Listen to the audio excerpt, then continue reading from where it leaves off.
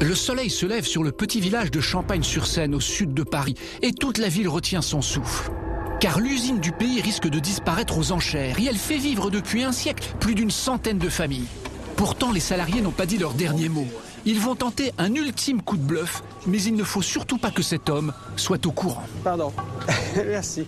Jean-Claude Anaf est commissaire-priseur. Il va arbitrer les enchères qui pèsent sur l'usine et ses ouvriers à la suite d'un dépôt de bilan. Être vendu au plus offrant comme de vulgaires meubles après saisie, les employés l'ont mauvaise et l'affaire pourrait tourner au vinaigre. Alors Maître Anaf a pris ses précautions. Vous surveillez bien? D'accord, c'est gentil. Il n'y a qu'une personne de la sécurité? Non, deux personnes de la sécurité.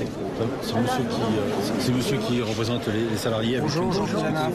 José, le représentant des salariés, dont Maître Anaf crée un peu les réactions.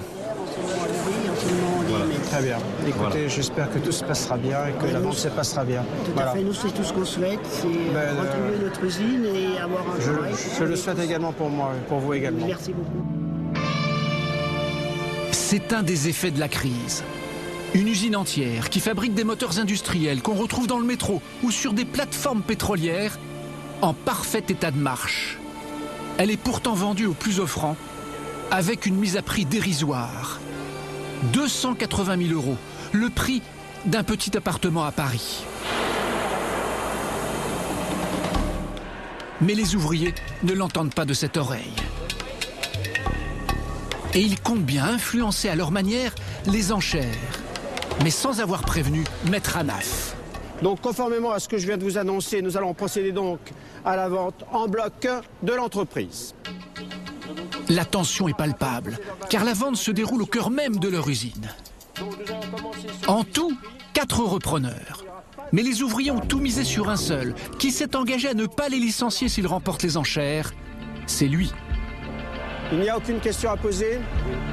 À ses côtés, un autre candidat, un PDG qui travaille dans le même secteur, mais qui inquiète les salariés, car il est resté flou sur ses intentions. Alors pour le contrer, les ouvriers ont placé un joker dans leur jeu. Cet individu, qui est resté très discret. Et pour cause, tous n'ont pas été mis dans la confidence. Seule une poignée d'entre eux sait qu'il est complice du bon repreneur. Nous commençons sur la mise à prix de 280 000 €. 280 000 €, nous débutons. 290 000, il y a preneur. 290 000, 300 000. 300 000 à 310 000, l'inconnu attaque. 300 000, 310 000, devant. 320 000, derrière. 320 000, 330 000, et devant. il continue. 340 000, monsieur. 340 000. Enfin, le bon repreneur s'est manifesté. 370 000, en face. 380 000, monsieur. Mais l'inconnu ne lâche pas le morceau. Pas vous, messieurs. C'est alors qu'intervient le complice du bon repreneur pour tenter de décourager l'inconnu. 380 000, nouvelle enchère. 380 000, nouvelle enchère. Mais la tactique va-t-elle fonctionner? Envolez-vous. 385 000, 385 000, 385 000. 85. 385. 385 000, 385 000. C'est raté. L'enchère est à haute voix. Pas vous, monsieur. 390 000. Oui. 390 000. À haute voix, à mes côtés. Le bon repreneur est prêt lui aussi à surenchérir pour faire fléchir l'inconnu. 392 000. Ni vous, monsieur en marron. Non. Ni vous, derrière, monsieur. 395 000, monsieur. 395 000, monsieur. 390 000, l'enchère est ici. On relance, monsieur. On relance, monsieur. On relance, monsieur.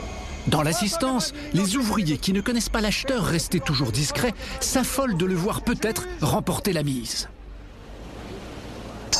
390 000, adjugé à monsieur. Toujours aussi impassible, il vient de s'offrir une usine. Mais José, le représentant des ouvriers, est paniqué, car il ne connaît pas ce repreneur. Mais on ne sait pas qui c'est, on ne sait pas quel projet il a. On ne sait pas le projet qu'il a, on ne sait pas qui c'est ce monsieur. Bon, il a peut-être un projet intéressant qui peut sauver nos emplois, mais on ne sait pas. C'était pas votre preneur? Non, pas du tout. Attends. Rigole.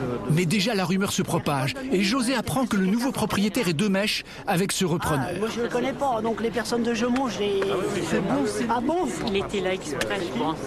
C'est quelqu'un de Gemont qu'on connaissait pas. Il était là exprès. La société Gemont, qui rachète l'usine, s'est engagée à les reprendre. C'est pour ça qu'il disait non. C'est gagné. putain. Attends, ouais. Et tu sais que j'y ai pensé? Putain, j'ai eu peur. Il est quand même libéré. Hein. Moi, j'étais angoissé. Ah, il est soulagé, ça y est. Oh, Pascal. Oh, putain. Ça, on va finir là-dedans. On a commencé On a là-dedans. commencé à...